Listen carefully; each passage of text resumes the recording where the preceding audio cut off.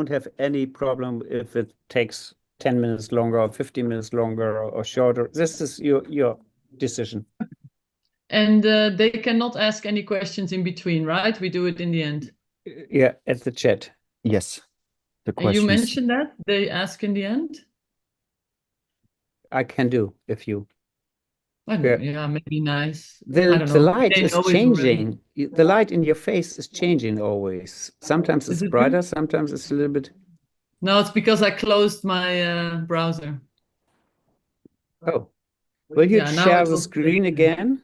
Will you share the Yeah? screen again just for checking that if it's okay Uh-huh. or not? Oh gosh, I hope it's okay. That would give me a breakdown. Yeah, Let's see. works. Yeah, we can see it. Perfect. But I'm Yeah. not seeing you again. That same shit. Crap. And now? Let me see. Which button did I But push? maybe this is not so important because you won't see all the other participants. No, Oh, it's just Daffy? sometimes you have the feeling no one's listening. I'm always listening, Ovi. That's good to know. I think I fixed it now, maybe. No, I didn't. Okay, it is what it is. The only thing is that what I don't know then if people are still there. I will write you in the chat, Ilvi, that we're still here. Okay. Okay. I'll give you a hands up every 5 minutes. We're here. We're here. Yeah. Okay, Go ahead, cool. go ahead. Okay. Okay, that works too. Because you're Awesome. right, I don't necessarily need to see it. Yeah. But Okay. see, now it happened again. It's really weird. Yesterday we checked it. Super weird. Yeah. I don't know why that tech happens. stuff. It's so strange to me. Ovi, Yeah. I think I will fail to pronounce your family name correctly. How can that be? How long Yeah. have you known me now? Okay. Yeah, I'm Sounds such like a a long new time. kitchen. New kitchen? Yeah, it's actually Neo Kitchen. Neo, But I always say Neo Neo Kitchen. kitchen? Yeah, Neo Kitchen. Say again. Neo? Neo Kitchen. Kind of. Neo It's the way kitchen. it's written is phonetically. Oh. At least for Dutch people, it's phonetically because they wrote it down in the border. My grandpa Neo came to kitchen. the Neo Netherlands. kitchen. Yeah, Neo Kitchen.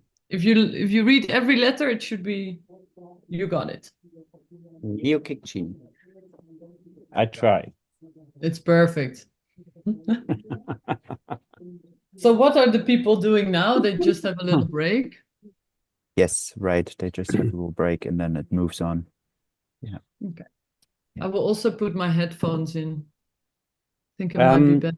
Elvi, after my introduction and when I give you the word, I will switch off my camera and my audio, but I'm hearing and listening all the time and can jump in if needed. Okay. That's Yeah? good. Only for you to know. Yeah? Yeah, that's good to The know. stage is yours then.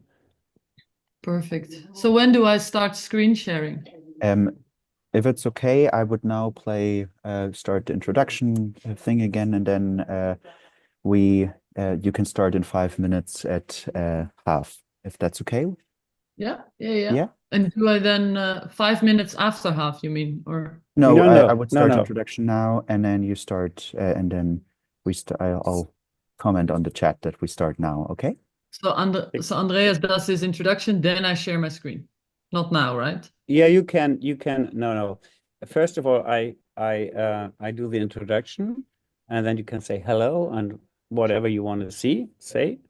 Maybe you have some comments on my introduction, or you will have some sentence or whatever, and then it's yours. Then it's your decision when you start your speaking or sharing your screen, or how you will start. Maybe you will have 2-3 sentences prior your screen sharing, so it's up to you. Okay.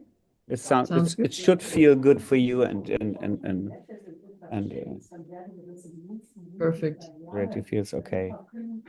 Sounds good to me. I'm looking forward to it. Me too.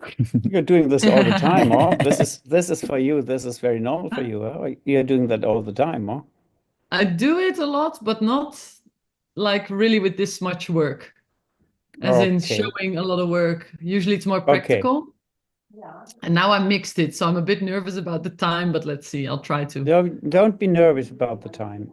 There's nothing which comes up later for in the program. So it doesn't matter if it takes 10 minutes more or less. So are there also live people like last time in that hallway where we were? No, it's all online. It's all online, yeah. And the beautiful prints in the park? No more. No more. But we have a beautiful outdoor exhibition near the Hamburg Fair. There's a big building, and at the outside. I know. All the glass. Yeah, the street side gallery. Yeah. It's gorgeous. Street side gallery. Yeah. There we have an exhibition this year. And we are now locating here in the freelance gallery where we have an indoor exhibition. Oh, that's perfect. Yeah. Okay, should I would tell the people here to quiet down in our room a little bit, and then if it's okay for you guys, we could start. What do you think? Good we can start. It's 27 right now, or? Yeah, I would just go around and tell them, because Andreas is sitting next to me and you hear a lot of people talking, just to make sure it's quiet. And yeah, I'll be right back. Okay. Is this already being recorded? No. Right now it's not recorded. Okay. I can still tell you that I love you. I wondered about that's why I asked. I'm like, are we on screen? Is this just us? Good to know.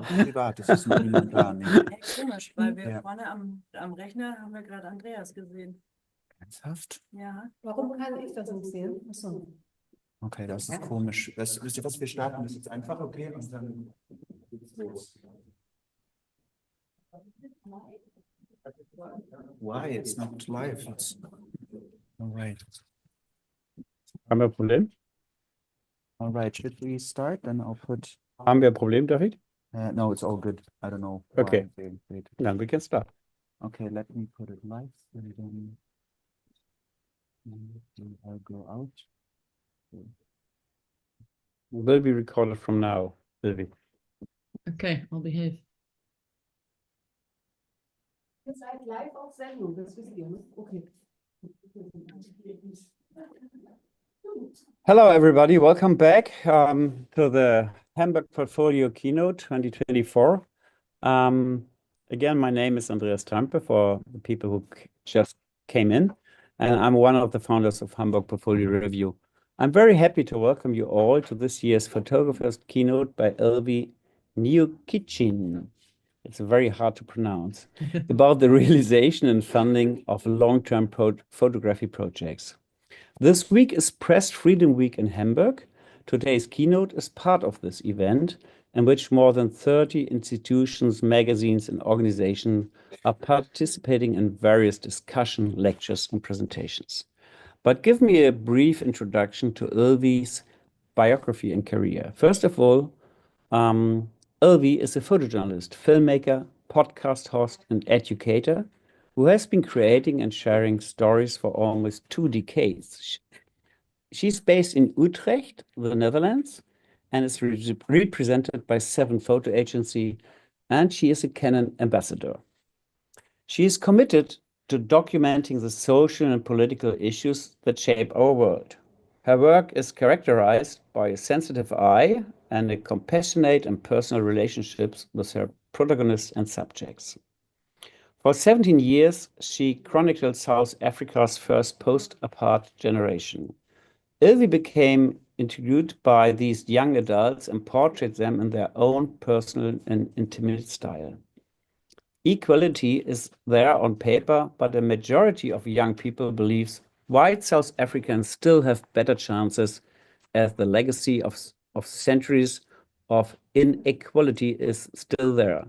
The result is the project Born Free, Mandela's Generation of Hope, which sparked a documentary, an interactive website, a book, feature articles, and traveling exhibition.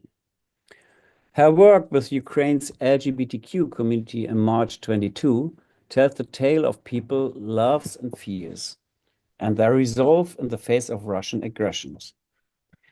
New Kitchen's latest project on co-housing follows people who opt to live in non-traditional groups or who welcome extended family members into a shared home.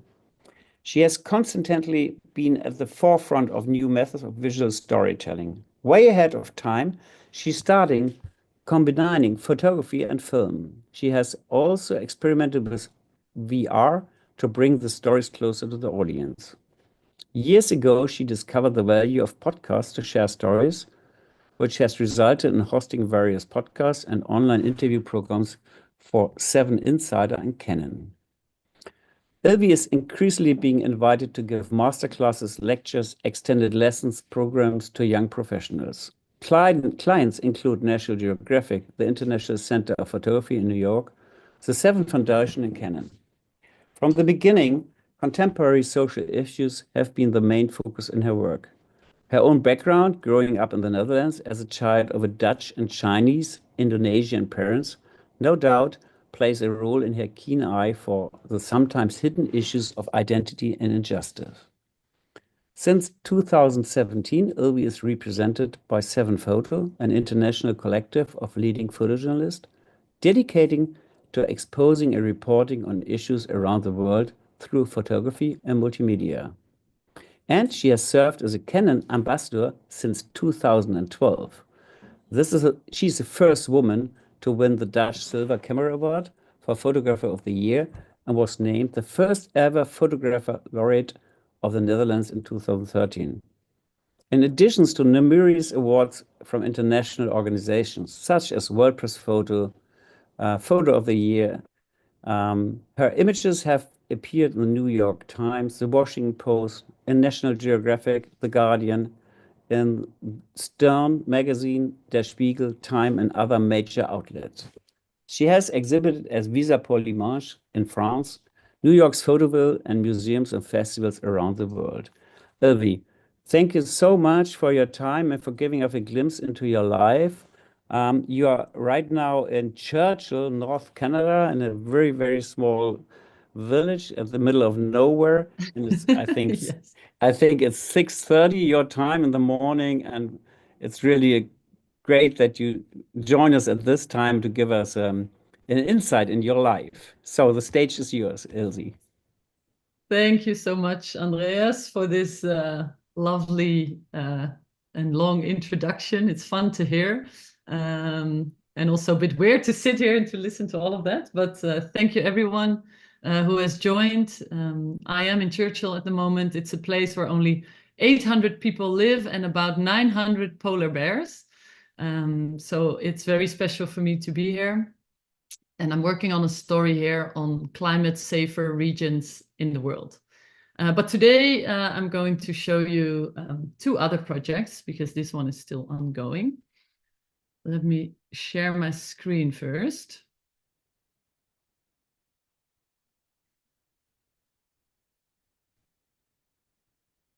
There we go.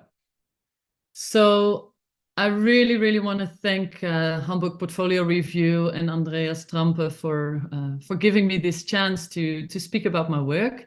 And I really hope that it won't only be a show of the 2 stories that I'm going to show you, because I would also really want you to leave with some more knowledge on how to actually work on the stories that you like, but also how to get it funded, because you can really like to work on a story, but it shouldn't bankrupt you.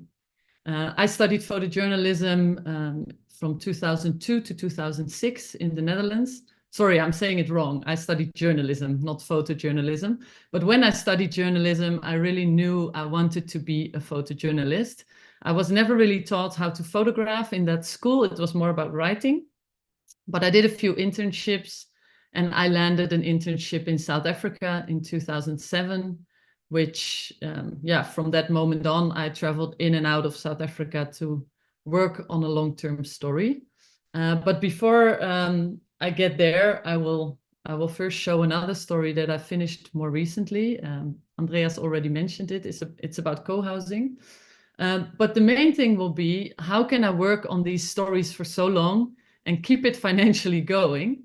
So the story on South Africa, which this picture is one of the pictures from that story.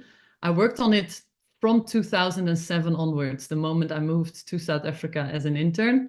And I'm still continuously working on it now, 17 years later. So when I studied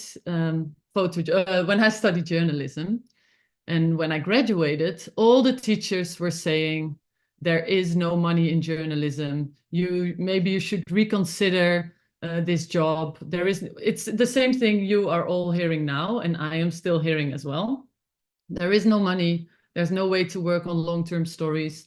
It used to all be better. This was the stories I was getting from colleagues, from teachers, from peers, from everyone. It almost sounded like they did not want me to become a photojournalist, even though I really wanted to be a photojournalist. And what I learned is that, yes, the budgets have changed majorly. The media has changed a lot. But what also has changed is the way that funding works. It's not that a newspaper or a magazine will call you for an assignment and they give you $100,000 to work on a story for a few months or a few weeks. No, the funding has to come through different ways, and that's what I'll be talking about. So it's not that there is no money, it just comes in different forms. And sadly so, we have to work a bit harder for it to get the funding to do these stories. So the first story I want to share, I will share two, the South Africa story and the co-housing story. A lot of the stories I do come from a feeling of wanting to know more about a certain topic. I do believe that if you're interested in a topic, it's almost enough, or it is enough to start working on a topic when you are very interested in it. But what really does help in the photojournalism world is if you can connect it to the bigger picture. So basically, why is this story that interests me? Well, how can it also be interesting for someone else? So I was very interested in co-housing. Co-housing is basically people who decide to move into a same housing complex. Families moving in together with their parents, for instance, their adult parents, or groups of friends that buy a house together to cut some costs, or elderly people that decide to all move in together so they can look after each other and together communally can share the cost of certain help that they let come into the house. So this was one of my interests because it's the way I would like to live. I would love to live on a big farm with friends or with family. But before I wanted to dive in myself, I figured I can dive in with my camera. But how do you then make a story like that also interesting for the bigger audience? I think the main thing for making stories more interesting is to research what is going on when you talk about co-housing. Is it growing? Is it shrinking? Is it more popular all of a sudden in Europe, where it was the norm until maybe the 50s? A lot of families had intergenerational housing, for instance. It's these kind of questions that I found during my research into the topic. And while researching it, I also learned that actually the phenomenon of co-housing was growing in Europe. And then I know it's not hard news. It's not like, oh, this is news, we have to bring it today. But it is an issue that's happening. People want to share cost. People have feeling of loneliness. People have issues with childcare, arranging proper childcare. And co-housing is kind of the solution to a lot of these issues. So when I kind of saw it in that light, it was much easier for me to go and ask families if I could spend time with them. And it was also much easier then to pitch it to media around Europe. And it was published in many different countries in the end, because I could link it to kind of a search of co-housing that is currently happening within Europe. So the way I like to work is to kind of bury myself within families. In this case, I'm only showing you one of the co-housing families that I followed. It's the family Blom in the Netherlands. But I photographed 11 different co-housing structures throughout the Netherlands, Belgium, and Germany. And I want to continue, actually, I also want to go to Denmark, where co-housing in this kind of form was officially started I think in the 60s. So what I like to do when I go to a family, I basically first ask them if I can stay for a day. Or first I will go in for an introduction, then I will ask them, can I stay for a day? And then when I see there is a match and I see there's something within this family, I will ask them, can I come back another day? And in some cases, in this specific case, it resulted in me coming back throughout the years. I think about 3 years in a row. I went back every month or sometimes every week for a little while. So I really want to get to know the people. And the reason I'm showing you this specific family is because there was a lot of love there. The guy you see in the picture kissing his father, the father's name is John, and the son's name is Peter. And they moved in together in a big farmhouse in the Netherlands. And I started following them, and I started learning more about the family and also about John, the grandfather, and the reason why Peter, his son, decided to kind of wanting to have co-housing. And their reason was that during World War II, the grandfather, John, he lost all of his family members. While his family was being transported out to Auschwitz, John, who was then, I think, 11 years old, was able to escape. They were not from Auschwitz, but on the way there when they were leaving in Amsterdam. And he ran away. He never saw any of his family members again. And that always gave him the feeling that the feeling of home was lacking. And his son, Peter wanted to give that family feeling to him in the last stages of his life. So here you see John and his wife Els, who live right next door to Peter on the same farm. But what was happening in the years that I was there is that as the years passed by, John was getting these memories back from the war. And at a certain moment, he couldn't handle it anymore. He basically didn't want to live anymore, even though he was healthy. His body was healthy, but his mind was constantly going back to these war times, and the fact that he lost all his family, that he never saw his father or mother again. So he decided he wanted to not live any longer, and he decided he wanted euthanasia. And this is a moment as a photographer where you think, wow, I'm with this beautiful family. They gave me all access basically to the whole story. I could stay there, I could sleep over. Any time of the day, I could take my car and drive over to them and go see them. This is one of the last, I think this is the week before his euthanasia request was granted. And as a photographer, and I know all of you who are watching who are photographers know that feeling of being able to be close to a story. It just makes you so humble. It makes you realize how a special job we have. It's not even a job, obviously, but it's very special to be there during these kind of moments. I'm giving a little trigger warning. John, I don't have pictures when the euthanasia happens. I wasn't there. But there is a moment when, after he passed away, he's in his coffin. That picture is coming up. It's a very kind picture, you'll see, but I just want to warn you. This is where everyone came to say goodbye. And this is in the bedroom with his granddaughter, looking at videos I remember from dinosaurs. It's his wife picking out the dress she wants to wear during the funeral. And then it's his daughter-in-law who is making the flower arrangement.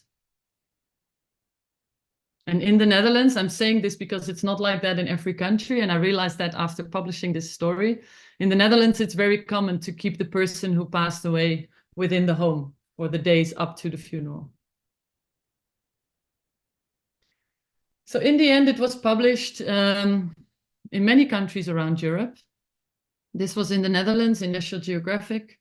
I'm just showing you 2 publications and just a few screenshots of it, not the full publication, but because I visited so many different co-housing structures, from students who are living together to refugees living together with students, elderly people moving together. I literally did so much research, and I learned so much about the different types of co-housing that I integrated all kinds of co-housing, but that's why the publications were quite big.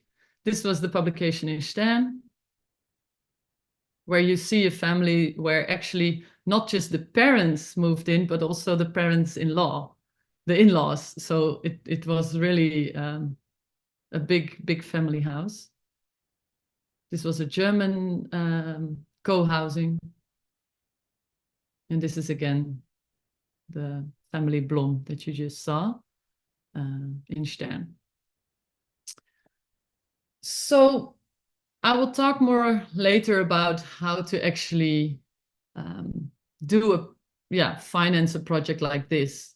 The nice thing was this all happened during COVID, so I couldn't really travel that much. And that made me realize that maybe I shouldn't have to go all the way to the other side of the world where I am now in Churchill, Canada, to actually make stories that speak to the human existence. So I'm very used to, in the last 18 years of being a photojournalist, of traveling around the world. But during COVID, I really realized, wow, there are stories on my doorstep. I know I could have realized that a bit earlier, but I've always just been drawn to the outside world. Maybe it's my age, but I'm starting to get more interest as well in being closer to home and working more in Europe. There's so many stories happening there. So I do work a lot more in Europe now, actually, than I did before. But there is one story that has been with me throughout my career. I have been a photographer, as I said, for 18 years. And my longest story is called Born Free. It's about, like Andreas said, about the young generation in South Africa growing up around the ending of apartheid, the segregation system. And I started it the first year I was working there as an intern. And when I worked as an intern in South Africa, I basically realized that so many young people were very active there, very active when there were protests or demonstrations or any event. The young people were always in the front. And in the Netherlands, I was not used to that. Our life in the Netherlands, and I know many Europeans that are watching might recognize this, life is our life is in most cases quite privileged and easy when I speak for a general comparison between the west of Europe and the south of Africa. And that led me to realize, wow, these young people in South Africa are so active. It's incomparable to the Netherlands, where I had never seen a demonstration before. That this was 18 or 17 years ago. Now with the climate demonstrations and the COVID, I mean, Amsterdam has a lot of demonstrations now and there's a lot of young people. But when I was growing up, that was definitely not the case. So I decided to start focusing my South Africa internship. I would go on the assignments that they would send me on. And in the meantime, I would basically focus on the young people while being there. And I tried to go back to South Africa every year. And I almost managed to go back every year from 2007 to now to focus on young people. And I'm going to show you I'm going to show you the overall project, but first I'm going to show you a part that I made in 2010 and 11, that actually changed my career a lot. So in 2010, I was in South Africa right before the World Cup, a few months before the World Cup, and I was photographing some World Cup related stories. Anything that would get me to South Africa for free, like an assignment to photograph something related to the World Cup, which for me was not my main interest. But I was like, okay, yes, please. I would love to do the assignment, even though it's about soccer, which doesn't really interest me that much. it will get me to South Africa with no cost. But while I was there, Eugene Terblanche died. And Eugene Terblanche he got killed actually. And it's the man you see here in this picture. And he was the leader of the AWB, which is the Afrikaner Resistance Movement. Basically a group of extreme right white Afrikaners that were fighting for more rights for the whites and less rights for the blacks. They really wanted separate states. They really were true believers that the white race was the superior one. And he got killed in April 2010 while I was there. So I flew from Cape Town to Johannesburg to go to his funeral. And I was, of course, hoping to photograph young people there because I was at that time already for 3 years focusing on young South Africans. But when I got there, literally, I might have been the youngest person there. There was no one that was really young. There were no black people, except for the police and the army that were there. And you can really see here the division, which is quite clear. So when there were no young people, I decided to just photograph the news event, the fact that the funeral was happening. But even though at the time I still believed I was a great news photographer, which I don't really believe in anymore. So right now I feel I'm a good documentary photographer, but the quick news, it's not that I can't do it, it's my heart doesn't lie there. And especially at that time, I was still very shy, very, very shy. I got over that throughout the years in photography. But at that time I was. So when there were 200 photographers at the funeral and everyone was kind of pushing for the best spot, I accidentally ended up in the worst spot. I was standing in the door of the church where the coffin was supposed to pass through. And the guy that you see here with his finger up in the brown suit, he yelled at me. He got so angry at me. He called me bad names. He told me to move. And I really couldn't move because I was stuck between all kinds of people, photographers that were pushing me from left to right. And in the end, I kind of was able to sit very low and a little bit to the left. And the coffin, which you cannot even see in this picture, it's underneath the arm of one of the brown guys, passed over me, kind of. So I don't have a picture. I felt horrible because the guy was yelling at me. I was also angry because I thought, why are you yelling at me? I'm a journalist. I'm supposed to be here. But then after the funeral, something kind of sank into my mind. I didn't know who this guy was, the one with his finger up, but it just made him so angry that I was there, which made me realize it's a funeral of someone he really liked or loved or was close to him. And here are 250 journalists pushing to get the best picture. It was just horrible. So in the end, I decided to go over to this guy and apologize for being in the way, and also kind of apologize for the circus that this of all the media.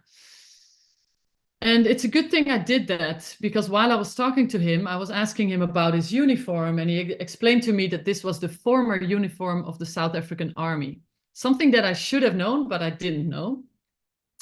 And it's no longer worn by anyone, except for a few extreme racist people that still want to live in the past. Like him, actually. He would love it if apartheid would still be there, if everything would still be segregated. And he explained to me that he wears the uniform because he's proud to be white, and he was proud of the former South African Army. And then he said that he doesn't only wear it to the supermarket and when he's gardening and during the day, he also wears it, he told me, to a youth camp that he organizes. A youth camp with young people, young South Africans, where he teaches the young Afrikaners that they should be proud to be white, that Black people are less smart. And while he was saying that, I thought, wow, I want to go to that camp. Obviously, this is young people. I'm doing a story on young people. Please let me in. But he said no immediately because I asked him on the spot. And he said no. But we exchanged phone numbers and I called him the next week. I called him the week after that and he kept saying no. I called him 6 times. And our conversations in that time were also not just about the camp or about his thoughts or his racist thoughts, but also about daily life. And the more we spoke, the more I think he saw me as a human being. I saw him as a human being. And then after 6 weeks, on the 6th Friday, when I called him, he said, I have never, ever, ever seen someone from the media try so hard to get into the camp that I organized.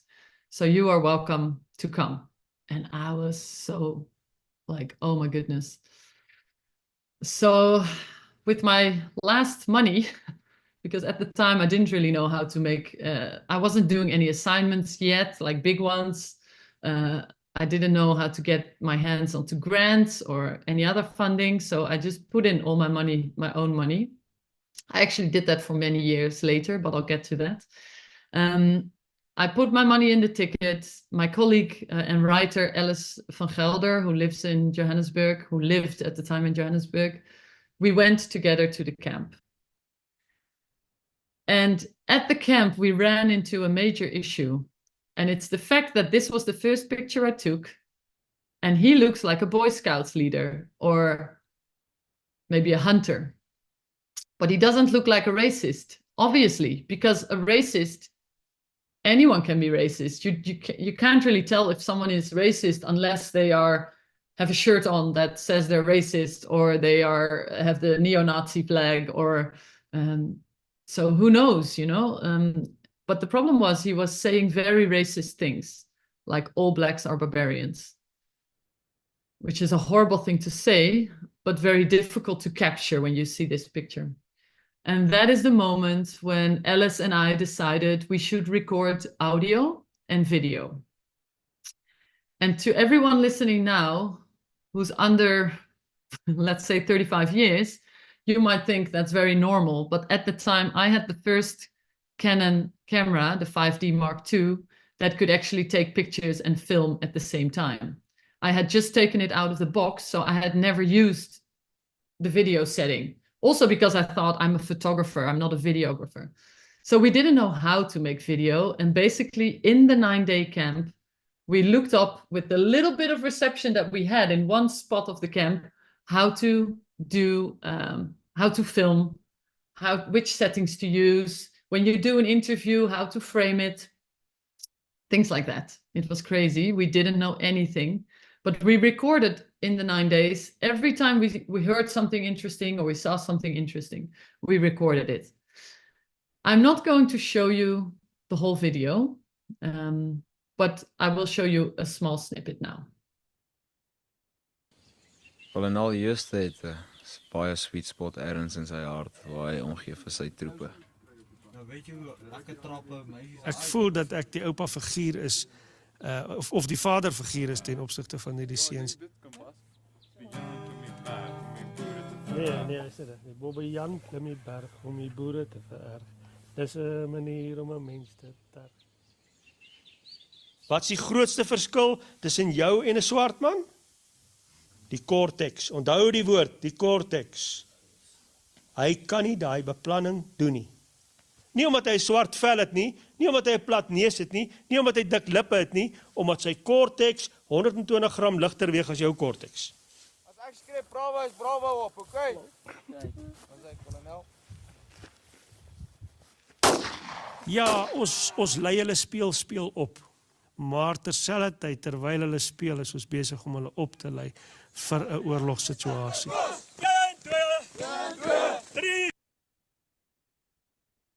Okay, there's a lot I can say about this camp, but today we only have an hour, and I also want to get to the part of explaining how to actually finance long-term stories. But what I can tell you is that this story really, really changed my life in a way as a journalist, because it made me realize that in a way even though you might not agree with someone at all, it also really shows you that every person is human. If you see the longer form of this documentary, you will actually see that there is a human aspect in every human being in this camp, in the boys, but also in the leader. But it was very difficult to be there and to be among such racist people, and to keep in mind that if you want to make a good story, you have to keep seeing people as human beings. Sometimes it's nearly impossible, and this camp was a good example of that. But you saw the insecurity of the boys. Yeah, so it taught me a lot about storytelling, to be for 9 days in a place like this. The video is on YouTube. You can, or also on my website, I think, but on YouTube you can find it when you type in Afrikaner blood. It also changed my life in another way, because even though it was the first video that I ever made, it won the first award in the storytelling category of World Press Photo. And that same year, it also won a second award for one of the pictures, the one with the gun, also at the World Press Photo, but in many other awards as well. But for me, the World Press was the one that really changed a lot, because I was working, not even a lot, I was taking small assignments from local Dutch newspapers and the Dutch press agency. And all of a sudden, that same week after winning, Time Magazine called, the New York Times called, people that were very out of reach, or at least for me, seemed out of reach for the years prior. And all of a sudden, that gave a kickstart.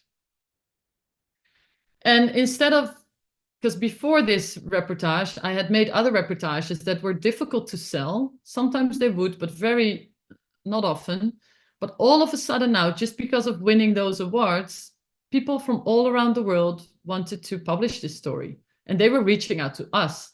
So what you see here is the pictures and Alice's text, and then online they would also always include the link to the short documentary, which is altogether 13 minutes only. It's very short.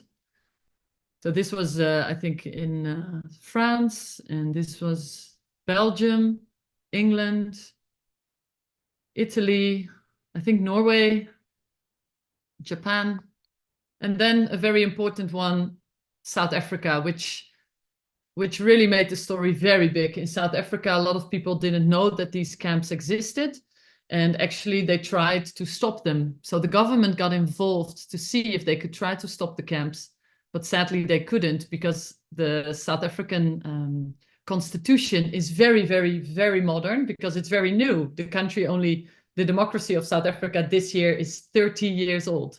So that's when Mandela became president. So it's so young that the constitution is also very modern. And the freedom of speech is very big in the constitution of South Africa. So even though this is hate speech, it's still your freedom to have these camps. So sadly, until today, these camps still exist. What is more important? Something that happened, and this is, for me, the most important thing when it comes to how to work on long-term stories. It was fun because when I was in a preparation call with Andreas Trampe, he said, many of the stories you make are really evergreens. And I thought, yeah, there's stories that I work on for a long time. I can publish them now. I can publish them again in 5 years if I make a little update. And it's true. And it's because of the one thing that happened for me that was most important from the World Press Photo, is that I won in the contemporary issues category. But English is not my first language. So actually, even when I sent into the award, I didn't really know what a contemporary issue was. So I had to Google if my Afrikaner story actually fit into the contemporary issue category. I had to find out what is a contemporary issue.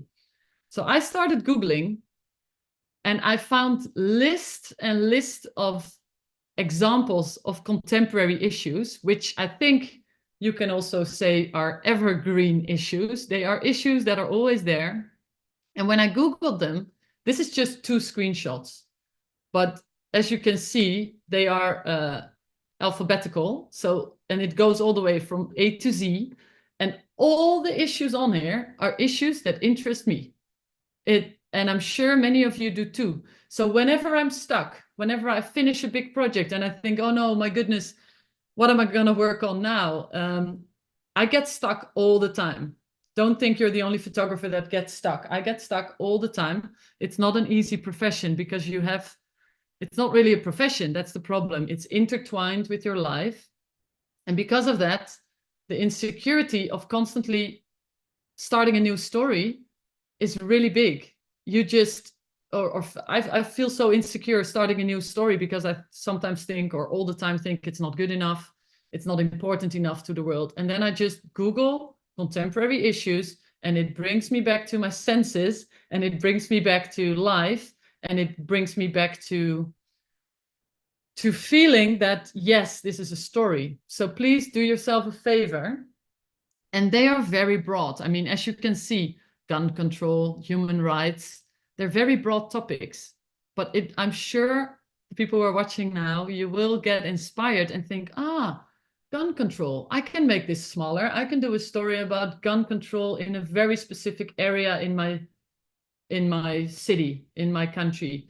I can do a story about guns and a certain gun. I did a story on that, a certain gang-ridden area in Cape Town, where guns were being the biggest trade material that the area had. So freedom of religion, I could think of at least 3 stories when I think of that. So the World Press didn't only give me access to big clients, it also gave me a bit more proudness in my own work, and it made me more secure, and it gave me the word contemporary issues, which now for the last 18 years, or no, a bit less because I won the award in 2012. So let's say for 12 years, it has kept me on track. So I just feel so lucky I won in that category. So that's, yeah, it's been a blessing. One thing that happened after making the Afrikaner Blood video is that I realized I needed to step up my game when it came to my youth stories. Because now that white extreme right camp got a lot of attention. And in these kind of stories, when you say you are photographing the youth of South Africa, you have to be very sure you are including different young people from all walks of life throughout the country, all different groups. The only way to do that right is to research. Every story you do, research it. I research, I read, I listen to podcasts. I'm sure you all do this too. I'm sure you know it. But this is also a way to get unstuck when you're stuck. I'm using the word stuck a lot. I hope I'm not the only photographer that is stuck, because I always have the feeling it's not just me. I can't see you now, I can't hear you, but I just hope you're behind your screen nodding, because I don't want to be the only one. But sometimes you're just stuck and then you research. And when I researched young people in South Africa, I found the National Youth Policy that was written in 1997. It was co-written by Nelson Mandela. And this youth policy named all kinds of different youth groups. So to give a few examples, it's the unemployed young men and women, out of school young men and women, people living in rural areas, young people living with a disability. And this really gave me the backbone of my Born Free story. Instead of driving around the country without a plan, I wrote down these 25 different groups that the policy had stated. And also I wrote down some other groups that I could think of myself, LGBTQ. There were several ones that I added.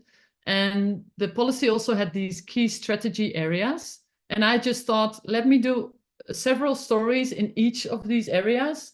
And then let's focus on these different groups. And that's what I did.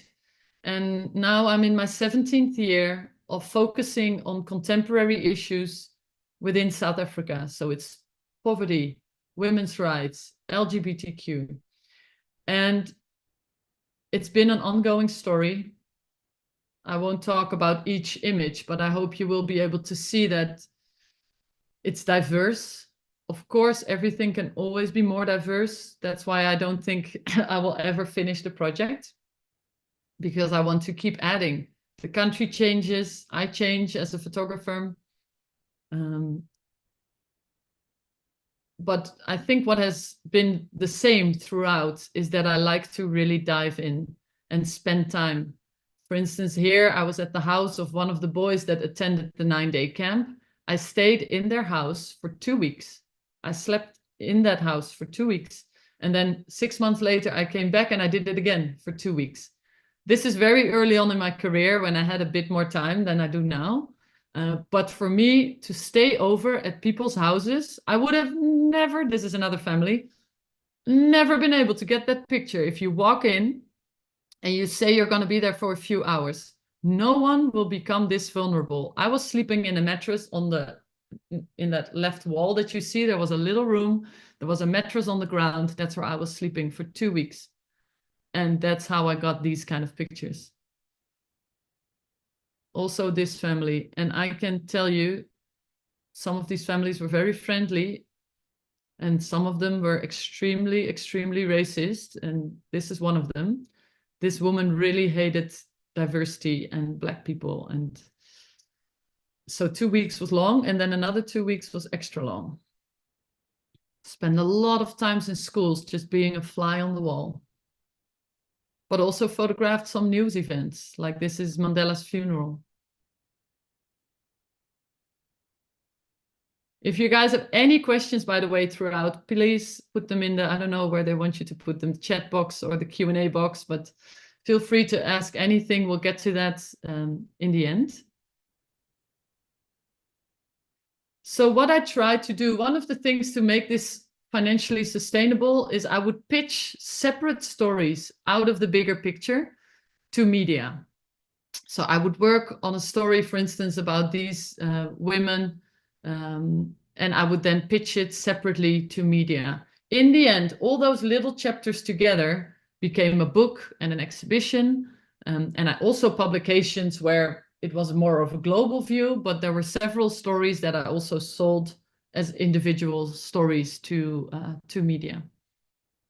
Because otherwise I couldn't really keep going for 17 years. I'm not from a family that has money. All the money that I was able to start my career with came from working in a bar, in a restaurant, and I did that for several years. And then the money that I got with that, I put in my first stories during my internship in Johannesburg. So throughout the Born Free stories, I focused on the very rich, the very, very rich, the extreme rich. So I focused mainly on all the different socio-economic groups. So rich, poor, middle class, religions. I had all the big religions covered within my stories, and also all the colors, races. I don't like the word, both of these words, but in South Africa, everything is very segregated still between Indian, Asian, Black, white, and colored. Even when you sign up for university in South Africa, you have to tick these boxes of what you are. It's still very segregated in many ways. And the young people of South Africa who are born after this segregation system, they really, how do you say it? They were on paper, Andreas also mentioned it, on paper they are equal.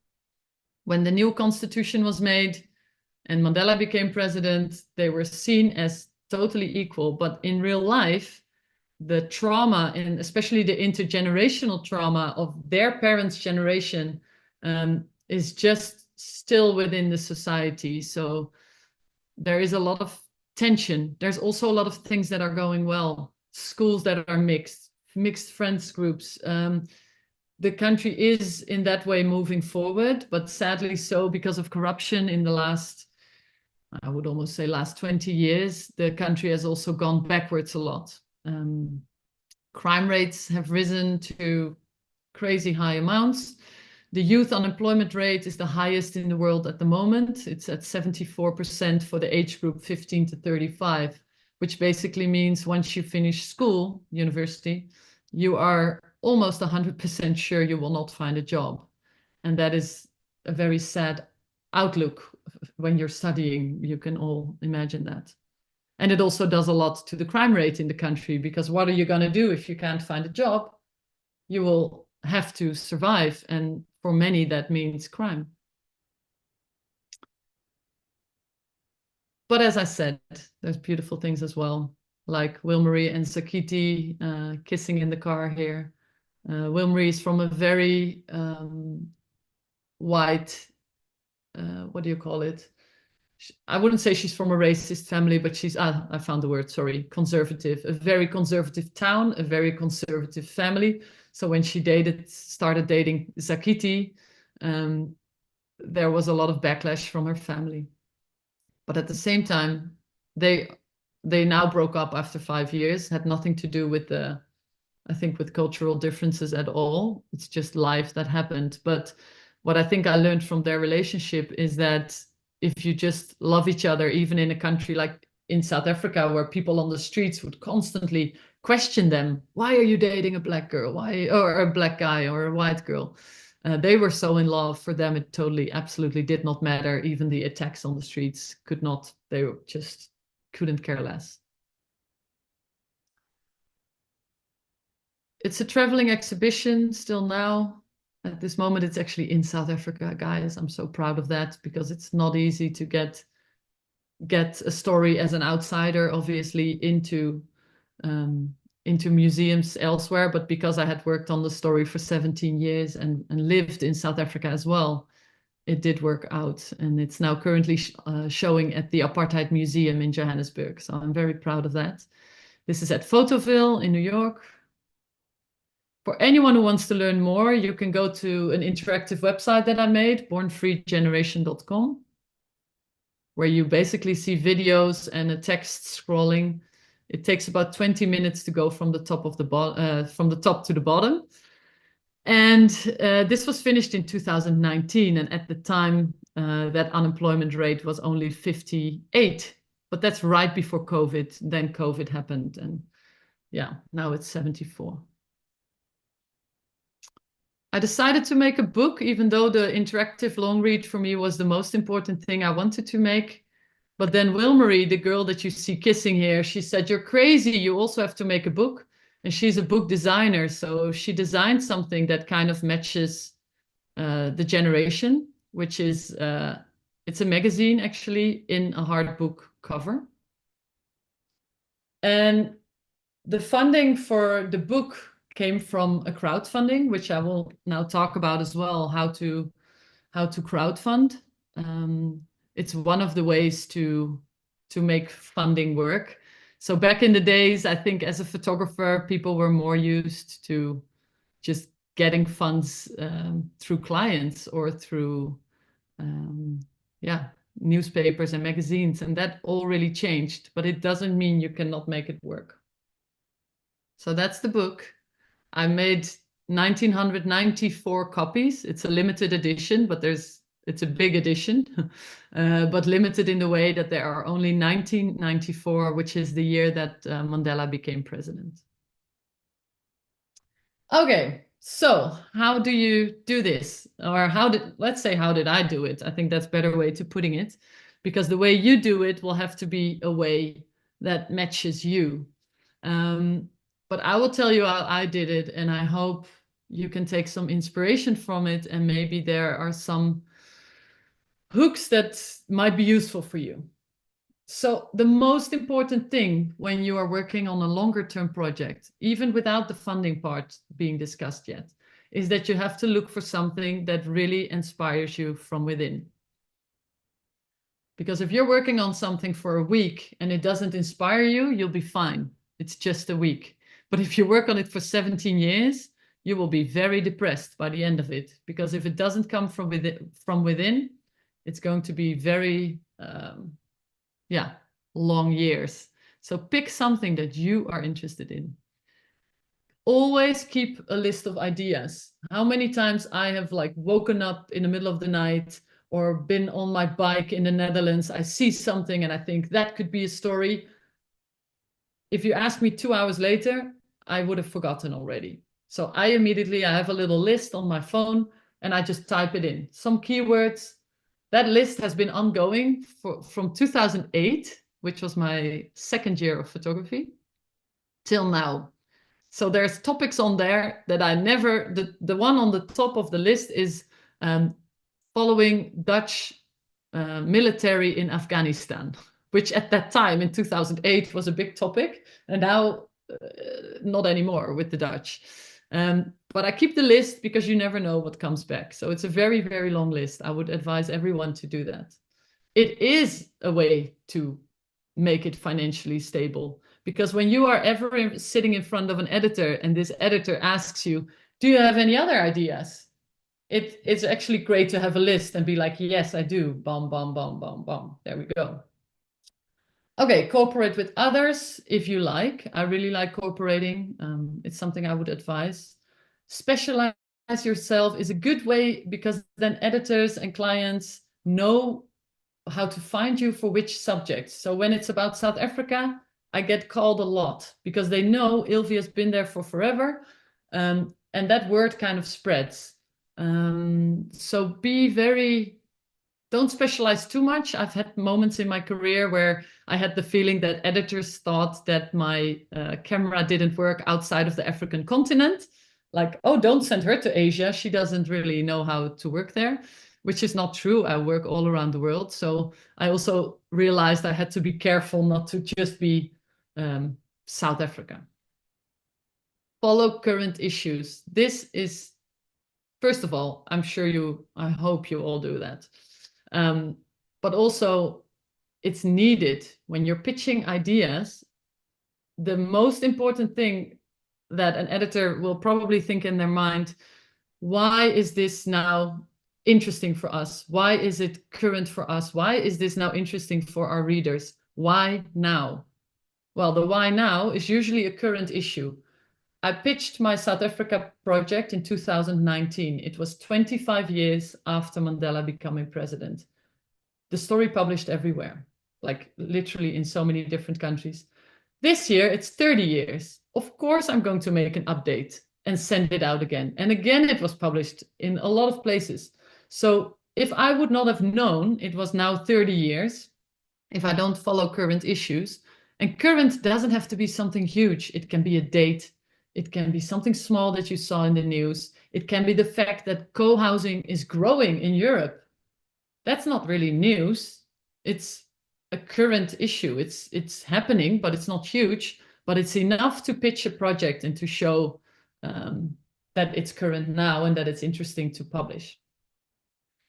And then for me, the most important thing that I didn't do in the first 10 years of my career, at least, is write a project statement, because you will use it. You will use this statement everywhere. When you pitch your project to editors, when you apply for a grant, when you apply for awards, when you do a crowdfunding.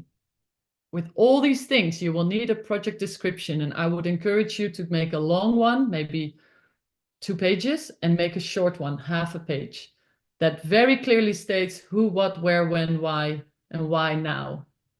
These things, that is the most important thing to have, because the project statement will be able to get you funding and will be able to get you publications. But the most important thing is it's a backbone for your story that you can kind of hold on to. And there I go again, when you're stuck. When you're stuck in your own story, you just go back to your project statement. It doesn't mean you can never change the project statement. You can change it at any time if you feel it doesn't reflect the thing you're wanting to do. But have something so it keeps you going when you're not sure where to go. Okay, so I spoke about some of these things already, but let's go a bit more in depth of how to actually do it. Grants are almost all the same. I just made a little list here with some of the grants that I've applied to or that I have received. With a grant, you will most of the time need a budget, and you will need a project statement and sometimes a few examples of your work. That is all that a grant application is. It sounds much bigger. It might sound so big that you've thought over the last years, I'm not going to apply. That's for other people. I thought that as well for many years. And the way I was working was I was doing assignments on this side, and then I was making money, and I would put that money into my own projects, and then I would work here. So I was basically working all the time for assignments to then make money to put in work again. So I was working to work, and that has drained me so much. In 2016, I really felt it's enough now. I kept going for another few years. And then in 2019, I had a total collapse when Born Free was finished because I was so tired. And then luckily for me, I would say, COVID happened and I could take a proper break from assignment work. But the better way to do this, and I should have done that way earlier, is apply for grants.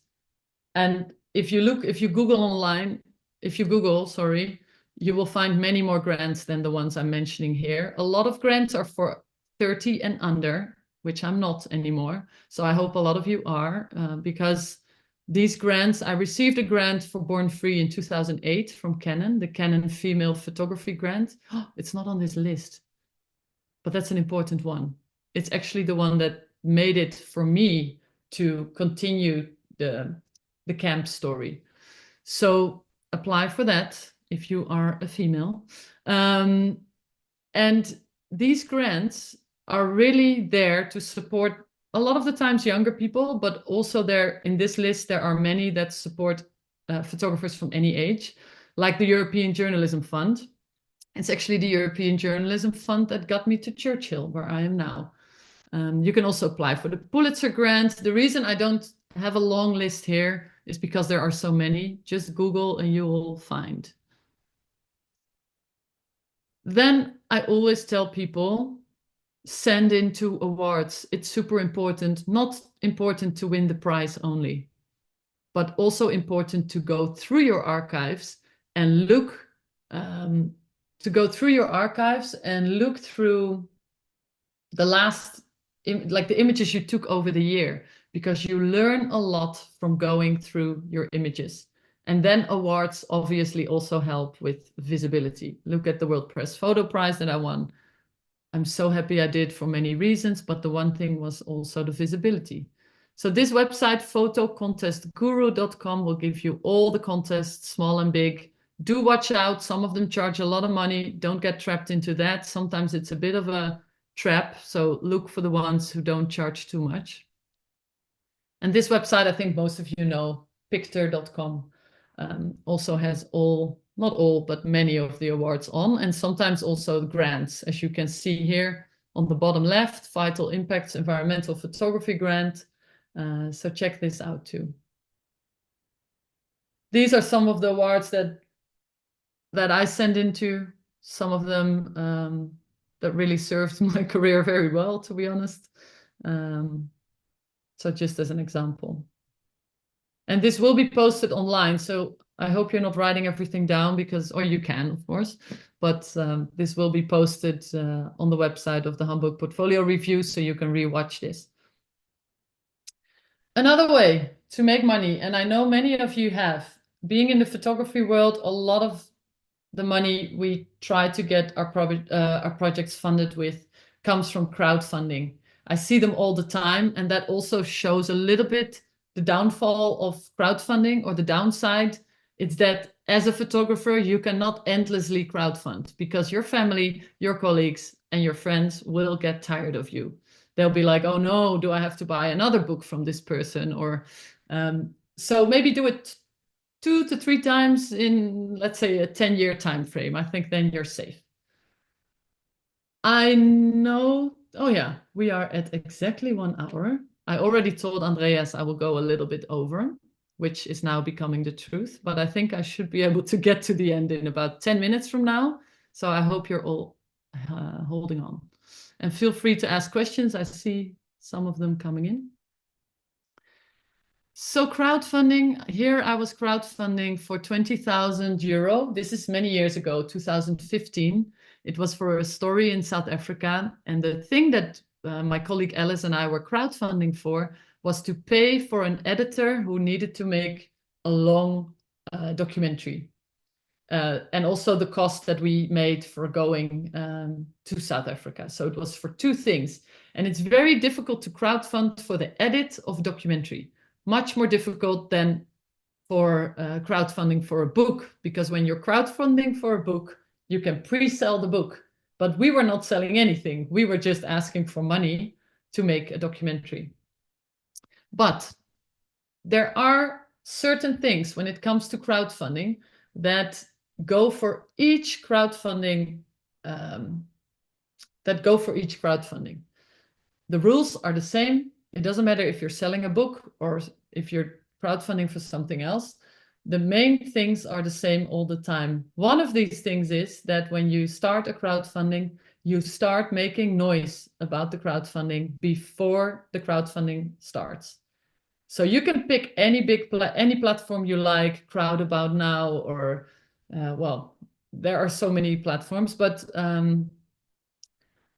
I encourage you to make noise offline and online before you start. So that means you tell your friends and family about it, that you're going to crowdfund. You're going to put it, back then it was still Facebook, but now you would put it on other, let's say on Instagram, the fact that you're going to do a crowdfunding. So here we said, oh, very excited, we're building a crowdfunding platform. Okay, let me see if I can, no, I can't move. There's a little thing over the text from Zoom, so I can't really read, but I can take a wild guess that whatever this writing says is something like, we're starting, be part of this. The thing is, you always have to keep an upbeat talk.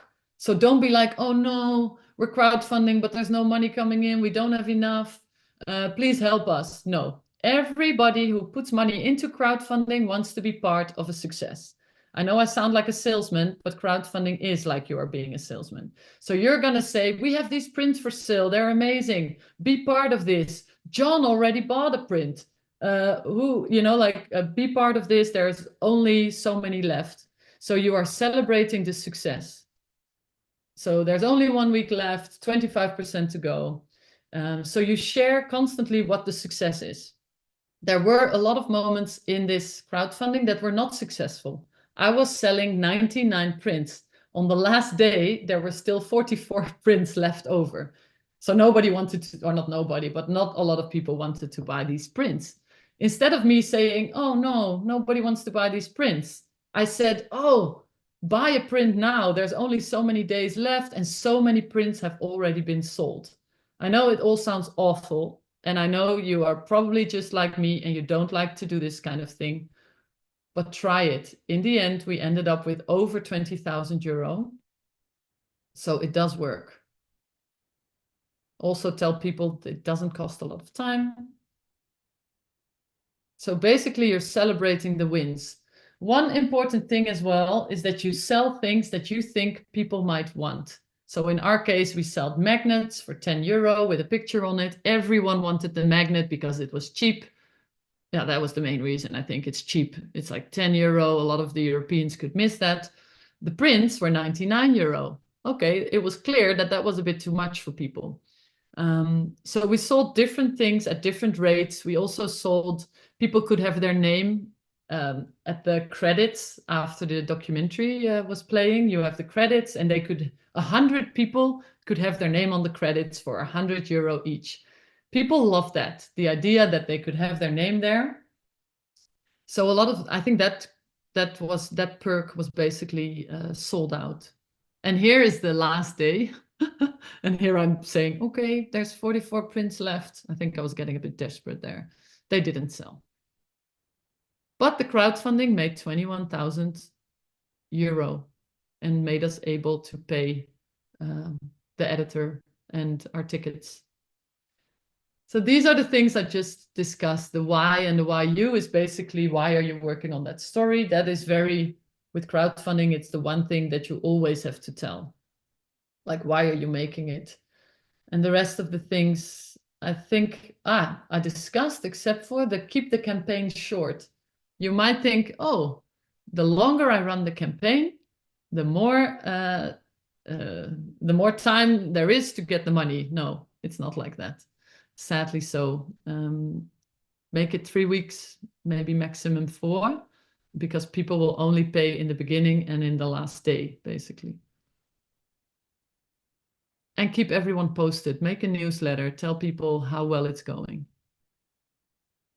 Okay, then the last part of how to make long-term stories, or basically any story or assignment, how to make it work for you, is to pitch. And the pitching and the grant writing and the crowdfunding, they all look alike. You will all need that project statement. The project statement is going to be the most important thing. You will then make, for pitching, a PDF, but this can also be a live pitch, right? You're maybe meeting an editor somewhere, maybe today, or I don't know actually when the reviews are, but you sit in front of an editor, even if it's through the screen or if it's in real life at a photo festival. You sit down and you have to talk about your new project. This project statement that you wrote months prior is going to be the backbone of your pitch. You're going to say, I'm doing a story on co-housing, because did you know co-housing is growing in Europe? So I went to Germany and to the Netherlands and Belgium, and I photographed 11 different co-housing structures, all different kinds. And it's growing because of this reason. There's isolation, people feel lonely, child care, elderly care. I wouldn't be speaking that fast as I am now, but you sit down and you tell it in a 1-minute elevator pitch. When you're pitching via email, it is actually also a 1-minute elevator pitch. The text is short. It should be about half a page. You make a beautiful PDF, half a page of text, images in the PDF, maybe 15. I know some editors like more. If I know that, I will put a few more. Be very clear of what you have or what you might still add to the story if you're still working on it. And then, and we spoke about this already, the news angle, because the editor will think, why is this interesting now? And this can be small. It's the 30th anniversary of the democracy of South Africa. It sounds big, but in the end, it's small because it's 30 years, next year it's 35 years, but there has to be a reason to publish something at this moment. I would really encourage you to show a pitch to others first, because they might say, hey, this picture feels a bit double, or this picture is not so good, or there's a typo. So do that. And you might think now, depending on where you are in your career, where will I actually find these editors? Well, you are in the perfect space now, obviously, being part of the Handbook Portfolio Review. You're very lucky to be in front of some of the most amazing editors in the world. I think other places that are really, really amazing is the photo festival Visa pour l'Image, or Rencontre in Al, and Cortona on the Move. A lot of these places have opportunities to sit down with editors. They have official portfolio reviews or unofficial ones. And that is the way to get some email addresses and to explain your project. What time are we? Oh, I managed. Okay, 10 minutes over time. These are basic things that I'm going to leave you with. Your website should not be all the things that you do. Make it the things you want to be doing in your career. You don't have to show I do commercial work. It's not on my website, really. Not in a big, it's like a little hidden thing. Oh, she can also do commercial work. Why is it not on there? Because I'm interested in doing documentary work. That's the biggest thing you see on my website. Well, have a professional email address and then try meeting editors, but you're doing that. And I really hope with some of this advice, you can work on the stories that you want as much as you can. It's not an easy industry, but it's definitely also not the way some people are portraying it, that it's completely dying. There will always be stories. We were telling stories in like the prehistoric times at a campfire. I think this will still be happening in the upcoming years. And I think this is all I can share with you. Thanks so much. And let's see if we can get some questions. I'll try to stop the share, although I don't see my mouse, so I'm going to see if someone else can stop the share. I don't know if that's possible, but my mouse disappeared. There, it's there, it's me. I got it. I will ask you the questions which our guest put in our chat. So we are starting with the first one. Do you have the feeling that your project Born Free sparked something in the South Africa itself? What were the reactions of the people you photographed, especially from the camps after all the articles got published? Very good question. Many of the stories sparked discussion, happiness or anger. So the people from the camps themselves, especially the leader of the camp, I thought he would be very angry, because when that story came out in South Africa, and when it came out in South Africa, there was that the government that started to do an investigation towards these camps, and he basically had to go into hiding, the leader, because he was being recognized in the streets, and people got really angry at him online, but also on the streets. And I was very afraid he would be angry at me as well, and also the kids and the parents. But when I finally was brave enough to contact him, he was actually not angry at all. He said, "You really portrayed it the way it is, and I'm quite proud of the way the camp is," which to me sounded horrible, of course, but I was happy that they recognized themselves. For me, that's the most important. I'm not here to make people happy, but if they can say, "I recognize myself and my own story," that for me is, that is the biggest compliment, I would say. And the kids, they liked seeing themselves, but they are very young, between 13 and 18. Okay. So they were just like, "Oh, we're in the newspaper." That's more an age thing. But there were also other stories I worked on that sparked discussion. And of course, the discussion that also started is, who are you as a white Dutch person to come tell this story? That's also a discussion that is important to me. And also now that my show is in South Africa, is one of the topics that we talk about a lot when there's panel discussions and things like that. Yeah, that's another question. Thanks for this answer. What differences you see between the perspective of the Born Free generation and the older generation that experienced apartheid firsthand? That's such a good question. There is a big difference, because the same as after World War II, there was a whole generation, which in my case, it's my grandma's generation. She would never talk about the war. Basically, that skips a few generations until people start researching again and reading about it, and they want to know about their own family in the war. But that first generation after, people are very, they don't like to talk about it. So when I look at South Africa, the parents of these kids, they didn't tell their kids about how bad apartheid was. So the kids, a lot of the times, didn't know that much. But of course, by growing up in South Africa and living there, they know it's segregated. They just don't really know the backstory so well. And that is now starting slowly. The education in the schools is getting better. The parents are starting to talk more. So it's changing. Next question is, can you describe your process for building trust with your subjects, the people you photographed, especially when covering sensitive topics? So I think the main way for me to do that is, I am also, well, you probably noticed it in the last hour, I'm really a sharer. I don't like to keep things to myself at all. So when people talk about what they are going through or have experienced in their life, I really don't mind sharing about my own experience, which makes you realize a lot of the experiences we have are global. You might think that someone who lives in South Sudan or wherever, it doesn't matter which country, you might think, oh, their world is so far from my world, not only in kilometers, but also in perspectives. But it's not. It's really not. We share a lot. And I think for me, the way to connect to people, the only way for me is to connect both ways. So when I connect to them, usually it connects back.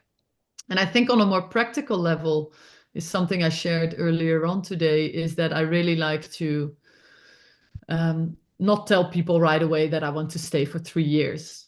I try to go in slow and say 1 day, 2 day, also because I want to see if it's a match. It's both ways. Yeah. So yeah. So it's also a matter of time, no? Absolutely. I love spending a lot of time and to be considerate at the same time of their time. I'm never, I will hope, I really am trying to, and I hope that I'm never pushy. That's my aim. I don't want to push people. Oh, please let me be there on the birthday party too. No. I will ask once, can I maybe be there on the birthday party to photograph it? And if I see their faces are a bit like, then I'm like, oh no, don't worry. I don't have to be. It's totally okay if I'm not. I would never say, oh, it would be good for the story. Please let me in. No, I don't want to be that. Not too much pressure. If it's not a young person camp in South Africa, there was a lot of pressure. Yeah, that's true. That is very true. There I was just fierce. I'm like, let me in, let me in. But that to me felt like an organization. And then I will push. Also with other organizations. But if it's a normal, just on a human, like one-to-one. Civilian or normal people. No. Yeah. But organizations like here in Churchill, I'm now pushing to get into the port. And they're not letting me in. I am trying every way. And I'm going to succeed. I'm going in. I'm sure. So next question is, how do you balance maintaining your creative and personal vision with meeting the expectations of clients or sponsors, especially when working on long-term projects? I now, for the first time, am getting this year bigger grants, which before I was just investing my own money. So it's the first time I have to deal with people who have a lot of money and they give it partially to me. And the expectations are, in my mind, a bit higher than from newspapers. Because editors at newspapers you would understand if I would not be able to get into the port, you would understand I would have tried everything. But sometimes the funders, they are not journalistic, they don't have a journalistic background. So they might say, well, you were there, why are you not in the port? It's a story about the port, how did you not get in? So I'm trying to find a new balance in that. So I don't have the answer. When it comes to working with editors of newspapers and magazines, I would say the most important thing is to be open, to call on the first day right away and say, hey, I'm trying to get into this port. I'm having a hard time. Let's talk about this. Because you don't want to surprise them at the end of your trip and be like, oh, by the way, the port, I couldn't get in, even though it's the main part. Yeah.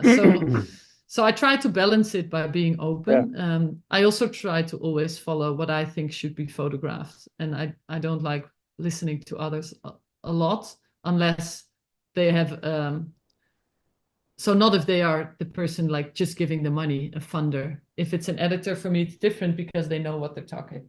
They know what they're talking about, and then I will listen. But so it depends. I try to stay close to myself. Okay, and now last question from the chat here. During a long-term project, how do you adapt when the narrative or focus shifts due to the external circumstances, such as a political or social change? In which way? I don't really understand.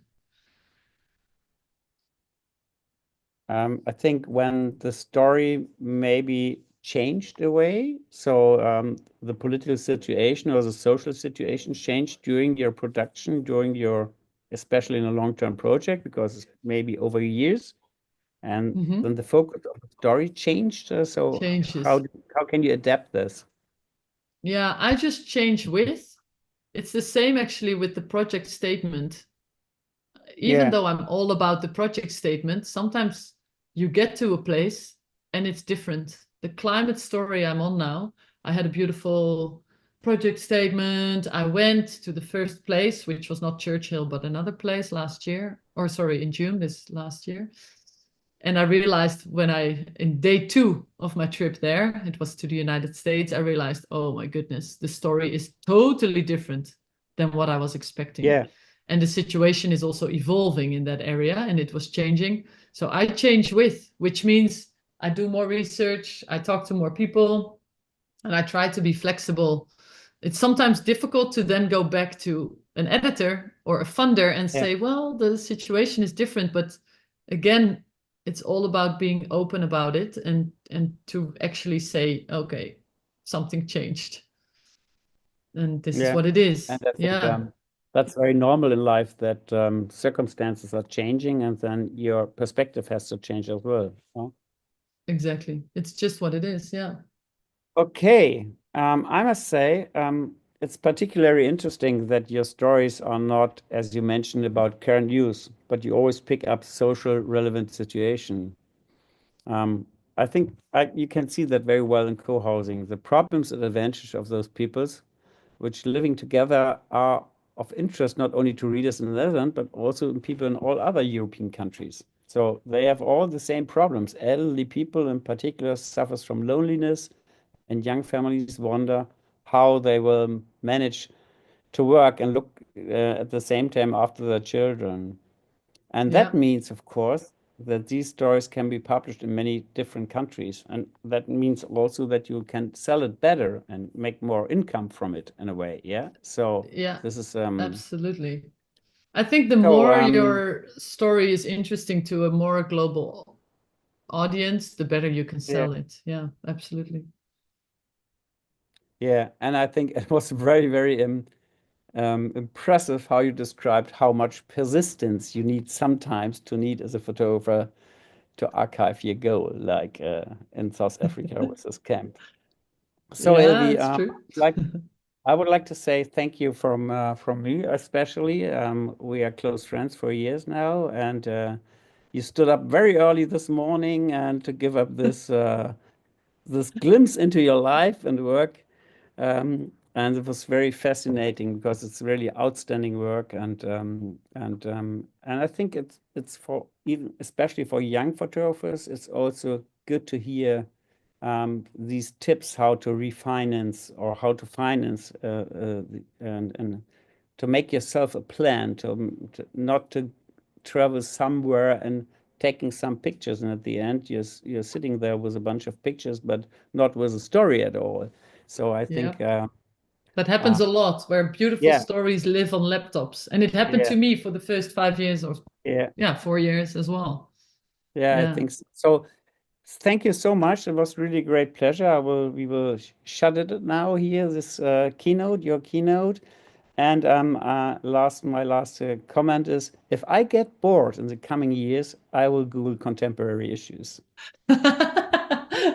Thank you. Thanks, Andreas. Thanks for having me, and thanks everyone. And do Google contemporary issues. I will. So thank you so much, Ilvi, and I hope also for our viewers and outside there that you liked this Canon keynote on the 2024 Hamburg portfolio review. And it was a long session, but I think it was worth of it to listen to it. It was an hour and 20 minutes or so. And goodbye, Ilvi, and thank you so